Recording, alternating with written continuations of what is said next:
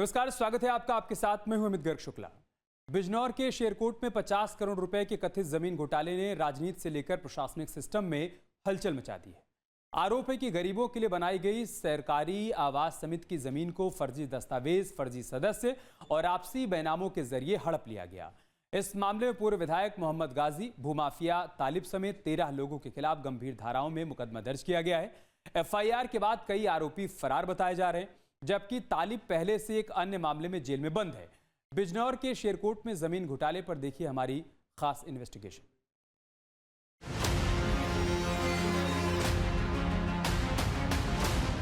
जरूरतमंदों को सस्ते दर पर आवास उपलब्ध कराने, सामूहिक विकास को बढ़ावा देने, मध्यम और निम्न आय वर्ग के लोगों को घर का मालिकाना हक दिलाने जैसे मकसद से सरकार सहकारी समितियों को जमीन उपलब्ध कराती है। समितियां निजी बिल्डरों की तुलना में बाजार भाव से कम कीमत पर जमीन या प्लॉट उपलब्ध कराती हैं, लेकिन सहकारी समितियों के नाम पर जमीन की बंदरबाट की खबरें भी अक्सर सुर्खियां बनती हैं। बिजनौर के शेरकोट से ऐसा ही मामला सामने आया है, जहां सहकारी समिति के नाम पर जमीन लेने का करार हुआ, लेकिन समिति के सदस्य देखते ही रह गए और भूमाफियाओं ने फर्जी दस्तावेजों से जमीन की बंदरबाट कर ली। मामले में सीएम तक शिकायत पहुंची, जिसके बाद एफआईआर दर्ज की गई है। न्यूज स्टेट इन्वेस्टिगेशन में बड़ा खुलासा, सहकारी समिति का नाम, जमीन की बंदरबाट, फर्जी दस्तावेजों का जाल, भूमाफिया हुए मालामाल, जमीन घोटाला सरेआम, सिस्टम बना रहा अनजान, गरीबों के हक पर वार, भूमाफियाओं पर बड़ा प्रहार। आज हम आपको बताएंगे उन लोगों की कहानी जो अपने घर का सपना लेकर बड़े होते हैं, पाई पाई जोड़कर ज़मीन खरीदते हैं ताकि अपने परिवार के लिए एक छोटा सा आशियाना बना सकें, लेकिन तभी उनकी उस कीमती ज़मीन पर पड़ जाती है कुछ लालची और दबंग लोगों की बुरी नज़र। फिर शुरू होता है फर्जी कागजों का खेल, धमकियों का दौर, कब्जे की साजिश और कानून के नाम पर लंबी लड़ाई, जहां एक तरफ आम आदमी अपनी ज़िंदगी भर की कमाई बचाने के लिए दर दर की ठोकरें खाता है, तो वहीं दूसरी तरफ दबंग रसूख और सिस्टम के दम पर ज़मीन हड़पने की कोशिश में जुट जाते हैं। आज की इस खास रिपोर्ट में देखिए कैसे सपनों की ज़मीन पर कब्जे का खेल खेला जाता है, कैसे होती है अमानत में खयानत और कैसे एक आम इंसान अपने हक के लिए लड़ने को मजबूर हो जाता है। बिजनौर जिले के शेरकोट में यही वो जमीन है जिस पर पूरा विवाद चल रहा है। करीब 35 साल पहले इसी जमीन पर निम्न आय वर्ग के लोगों ने मिलकर सहकारी समिति के जरिए आशियाना का सपना देखा था, इस उम्मीद के साथ कि सोसाइटी में अच्छी सुविधाएं होंगी, विकास होगा और उनका भविष्य बेहतर होगा। लेकिन अब ये सपना जमीन कब्जाने से लेकर सिस्टम, सत्ता और संगठित नेटवर्क के कथित गठजोड़ की बड़ी कहानी बनता जा रहा है। आरोप है कि गरीबों को मकान दिलाने के मकसद से बनाई गई शेरकोट आवास विकास सहकारी समिति की करीब 25 बीघा जमीन को सुनियोजित तरीके से हड़प लिया गया, जिसकी मौजूदा कीमत करीब 50 करोड़ रुपए बताई जा रही है। इस समय हम खड़े हैं शेरकोट आवास विकास सहकारी समिति की उस ज़मीन पर, जिसके विवाद के चलते बिजनौर के तालिब बंधु और अफजलगढ़ क्षेत्र के पूर्व विधायक गाजी, उनके भाइयों सहित 13 लोगों पर मुकदमा दर्ज हुआ है। इस ज़मीन में गरीब लोगों ने अपने परिजनों के लिए मकान बनाने के लिए एक समिति बनाई थी और उसमें प्लॉट बना करके जो बेघर हैं, जो किराए पर रहने वाले लोग हैं, उनके लिए आवास की योजना बनाई थी। लेकिन आप देख सकते हैं कि पिछले 15 वर्षों से अधिक समय से ये विवाद में है और आज जो है आकर के मोहम्मद गाजी जो पूर्व विधायक हैं, उनके सहित 13 लोगों पर इसमें मुकदमा दर्ज हुआ है। मामले की शुरुआत साल 1989 से होती है, जब शेरकोट सहकारी आवास समिति ने गरीब परिवारों के लिए आवासीय योजना तैयार की। आरोप है कि समिति ने अब्दुल अजीज नाम के व्यक्ति से 25 बीघा जमीन खरीदने के लिए इकरारनामा किया और पूरी रकम भी अदा कर दी, लेकिन बैनामा होने से पहले ही विक्रेता की मौत हो गई, जिसके बाद जमीन घोटाले का कथित खेल शुरू हुआ। एक बार समझते हैं कि जमीन घोटाला कैसे हुआ। 1989 में 25 बीघा जमीन खरीदने का इकरारनामा हुआ। 3,45,000 रुपए में अब्दुल अजीज से इकरारनामा किया गया। समिति ने पूरी राशि का भुगतान कर दिया। बैनामा से पहले विक्रेता अब्दुल अजीज की मौत हो गई। विक्रेता की मौत के बाद प्रक्रिया अटक गई, जिसके बाद तत्कालीन सचिव ने वारिसों से मिलीभगत कर खेल किया। करीब 12.5 बीघा जमीन समिति के नाम कराई। बाकी जमीन समिति के 9 फर्जी सदस्यों के नाम कर दिए गए। सदस्य बनाने में फर्जी रसीदों और दस्तावेजों का इस्तेमाल किया गया। बाद में आपसी बैनामों से जमीन कब्जा करने का आरोप। ये मामला ऐसा है, ये हमने सन 1989 में ये बाग की खरीद की थी अब्दुल अजीज़ मरहूम से, और उनके जो वालिद हैं वो हैं अब्दुल गफूर। ठीक है, 3,45,000 रुपये में ये बाग लिया था जड़कताई जी। अब ये 89 में लेने के बाद हमने एग्रीमेंट करा लिया था रजिस्टर्ड। 3 साल का टाइम डाल दिया था उसमें बैनामे के लिए। इस बीच में उनका इंतकाल हो जाता है। ठीक है, और जब इंतकाल हो जाता है तो फिर जो है वो इसमें अफरा तफरी मच जाती है। 1991 में हमने रजिस्टर्ड भी करा लिया था ये। फिर उन लोगों में बस ये आप समझिए कि जब से जो है फिर आप धुप्पी मच गई, हमें पता नहीं चल पाया ये अंदर खाने क्या क्या गुल खिलाए। एफआईआर के मुताबिक तत्कालीन सचिव शौकत अली पर आरोप है कि उन्होंने विक्रेता के वारिसों से साठ-गांठ कर आधी जमीन समिति के नाम कराई, जबकि बाकी जमीन कथित तौर पर फर्जी सदस्यों के जरिए अपने लोगों के नाम करा दी। आरोप ये भी है कि सदस्यता के लिए फर्जी रसीदें बनाई गईं और बाद में इन्हीं कागजों के आधार पर जमीन के बैनामे कर दिए गए।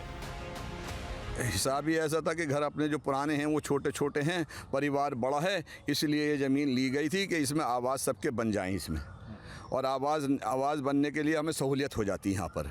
लेकिन ऐसा हुआ कि हमारा आवाज़ तो क्या बना और हम बेघर होते चले गए। तो जब हमने कहा कि भाई इस मामले को बैठ के सुलझा लो और समझ लो बात को, बैठ जाओ, अब अच्छी बात नहीं है आगे बात बढ़े, मीडिया में जाए या अदालत में कोर्ट में जाए, ये सुनी अनसुनी कर देते।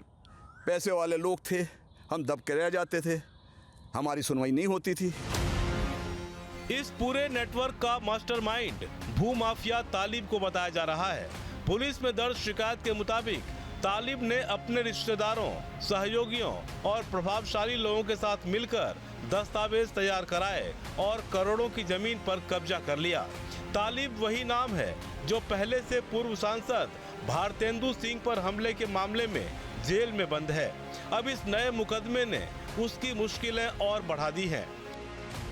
हमारे साथ हैं समिति के एक सदस्य हैं, इनसे पता करते हैं कि आखिर मामला क्या है। अपना नाम बताएं भाई साहब। हाजी शफीक अहमद मेरा नाम है। शफीक भाई, ये क्या मामला है? मामला ये है कि एक हमने इसका एग्रीमेंट कराया था 1989 में। इसका बाग का एग्रीमेंट रजिस्टर्ड एग्रीमेंट है, जिसके ये एक समिति हमने बनाई थी। समिति का आपने नाम ले दिया, आवास विकास रजिस्टर्ड शेरकोट समिति लिमिटेड। इसके हम सदस्य हैं, 51 सदस्य थे हम लोग, और 51 सदस्यों ने मिलकर हमारे एक मामा है शौकत अली, उनको समिति का सचिव चुन लिया गया था। अब उनको हमने ये सोच के चुना था कि वो हमारे मामा हैं, हमारा सबका ख्याल रखेंगे, और उन्होंने ये आश्वासन भी दिया था कि हम जो भी करेंगे सब साथ मिल के करेंगे, क्योंकि इसमें हमने जितने भी समिति के मेंबर थे उनके सबके आवास यहाँ बनने थे। आवास के लिए ये समिति बनाई गई थी और ये ख़रीदा गया था। मगर उन्होंने इन भूमाफियाओं से, जैसे तालिब है, सलीम है, फैयाज है, ये गाजी हैं, इनके भाई हैं, इनसे हमसाज होकर उन्होंने इसका बैनामा जो है एक फर्जी तौर से कर दिया गया। पुलिस में दर्ज एफआईआर में कुल 13 आरोपी बनाए गए हैं, जिसमें तालिब कथित मास्टरमाइंड, पूर्व विधायक मोहम्मद गाजी के 3 भाई, समिति के तत्कालीन सचिव शौकत अली, समिति के अध्यक्ष और सचिव, अन्य सहयोगी और कथित फर्जी सदस्यों को आरोपी बनाया गया है। बढ़ती जनसंख्या, सिकुड़ती आवासीय भूमि और आसमान छूती कीमतों ने जमीन को सोने से भी कीमती बना दिया है। यही वजह है कि अब इस खेल में सिर्फ आम आदमी ही नहीं, बल्कि पैसे और रसूखदार वाले लोग भी उतर आए हैं। पारिवारिक विवाद, अधूरा बंटवारा या कागजों में पेचीदगी जैसे सौदे कम दाम में खरीदकर ऊंची कीमतों में बेचे जाते हैं। आम आदमी अदालतों के चक्कर, पुलिस, तहसील और सालों लंबी कानूनी लड़ाई से डरता है और आखिरकार अपनी ज़मीन औने पौने दामों में इन लोगों को बेचने को मजबूर हो जाता है। इस खेल ने जहां कुछ लोगों को कम समय में करोड़पति बना दिया है, तो वहीं बहुत सारे परिवारों से उनके सर से छत छीन ली है। सबसे बड़ा सवाल यही है कि अगर मामला 1989 से जुड़ा था तो आखिर इतने सालों तक कार्रवाई क्यों नहीं हुई। समिति के सदस्यों का आरोप है कि आरोपी रसूखदार और पैसे वाले लोग हैं, इसलिए शिकायतों के बावजूद प्रशासनिक स्तर पर लंबे समय तक सुनवाई नहीं हुई। ये हुआ जी एक बैनामे शुरू जो हुए हैं ये 2000 के बाद से शुरू हो गए हैं। उन्हें 2007 में हुए हैं। तभी से आप जो है लड़ाई लड़ रहे हैं? जब से हम लड़ाई लड़ रहे हैं 18 से 20 साल से। जब पता चला तो हमने सब जगह इसकी एप्लीकेशन दी। हमने पूरे एसपी को भी एप्लीकेशन भेजी, हमने मुख्यमंत्री पोर्टल पे भी भेजी, हमने डीएम साहब को भी दी, हमने आईजी साहब को भी दी, यानी इनके ये जो हमारे सीओ साहब हैं इनको भी दी, लेकिन कहीं हमारी सुनवाई नहीं हुई। क्योंकि ये भूमाफिया हैं, इनके पास पैसा बहुत है। ये पैसे के बल पे ये चाहते हैं कि जो चीज़ हमने खरीद ली या जो चीज़ पे हमने अवैध कब्जा करना वो हमारी है। इनका हमेशा यही रहा है। बताया जा रहा है कि करीब 2 महीने पहले समिति के सदस्य लखनऊ पहुंचे और मुख्यमंत्री योगी आदित्यनाथ से मुलाकात कर पूरे मामले की शिकायत की। इसके बाद जांच तेज हुई और मुकदमा दर्ज हुआ।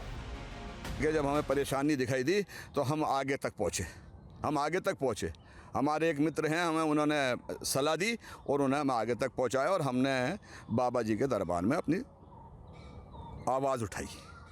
उन्होंने हमारी आवाज़ पर लब्बैक कहा और उनके हम बहुत तहे दिल से शुक्रिया अदा करना चाहते हैं। हमारी जो है सुनवाई हुई है और बहुत अच्छे तरह से सुनवाई हुई है और हम उनके बहुत बड़े आभारी हैं। हम उनका तहे दिल से शुक्रिया अदा करते हैं अपने योगी जी का कि उन्होंने निष्पक्ष जांच के आदेश दिए और हमें बहुत खुशी है कि ऐसे मुख्यमंत्री हमारे मुख्यमंत्री हैं, ये बिल्कुल निष्पक्ष जांच कराते हैं। किसी का कोई भेदभाव इनके अंदर नहीं है और हम उनके साथ हैं और साथ रहेंगे, हमेशा साथ रहेंगे। यानी सीएम योगी का डंडा चला तो पुलिस एक्शन में आई, केस दर्ज हुआ, जिसके बाद बताया जा रहा है कि कार्रवाई के डर से पूर्व विधायक मोहम्मद गाजी और उनके भाई घर छोड़कर फरार हो गए हैं। स्थानीय लोगों का दावा है कि आरोपियों के मोबाइल फोन भी स्विच ऑफ हैं और उनके घरों पर सन्नाटा पसरा हुआ है। क्या लग रहा है आपको, आपका सपना पूरा होगा? हमें उम्मीद पूरी है।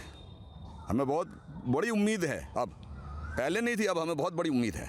इन पे ये जो मुकदमा लिखा गया है, इन पे कार्रवाई होनी चाहिए। इनको अरेस्ट करके बिल्कुल अंदर करना चाहिए, जब हमारे दिल को सुकून मिलेगा।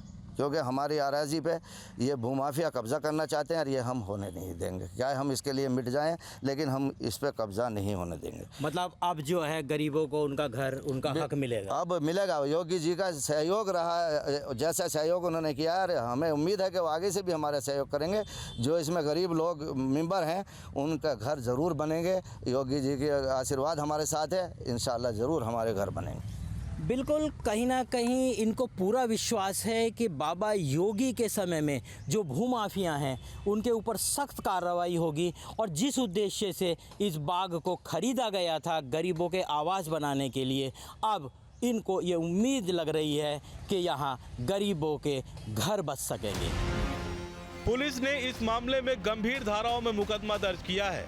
आरोपियों के खिलाफ गैंगस्टर एक्ट, संपत्ति कुर्की और अवैध कब्जों की जांच जैसी कार्रवाई भी हो सकती है। फरार आरोपियों की गिरफ्तारी के लिए दबिश भी दी जा रही है। अगर जांच में फर्जी दस्तावेज और अवैध बैनामे साबित होते हैं तो जमीन की रजिस्ट्री निरस्त करने की प्रक्रिया भी शुरू हो सकती है।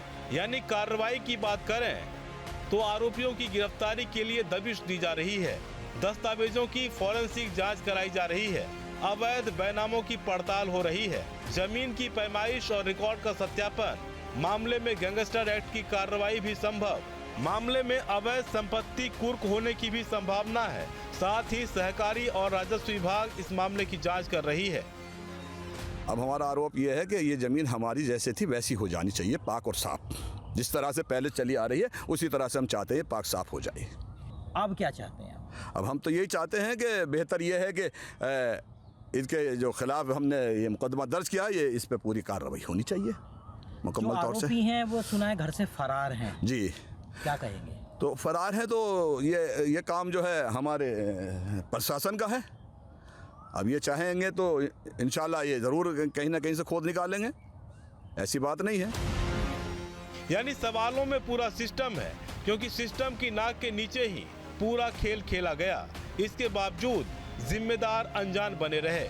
इस बीच न्यूज स्टेट इन्वेस्टिगेशन से भी कई गंभीर सवाल उठ रहे हैं। सवाल है कि बीते 35 सालों तक कार्रवाई क्यों नहीं हुई? सोसाइटी में फर्जी सदस्यता कैसे पास हुई? रजिस्ट्री और दस्तावेजों की जांच किसने की? राजस्व विभाग मामले से क्यों अनजान रहा? सहकारी विभाग ने अनियमितताएं क्यों नहीं पकड़ी? क्या ये सब राजनीतिक संरक्षण में हुआ? शेरकोट में सामने आया ये कथित जमीन घोटाला सिर्फ करोड़ों की जमीन कब्जाने का मामला नहीं, बल्कि ये उस सिस्टम पर भी बड़ा सवाल है जहां गरीबों के आशियाने के नाम पर ली गई जमीन पर सालों तक कथित खेल चलते रहा और प्रशासन को भनक तक नहीं लगी, या फिर सब कुछ जानते हुए भी सिस्टम अनजान बने रहा।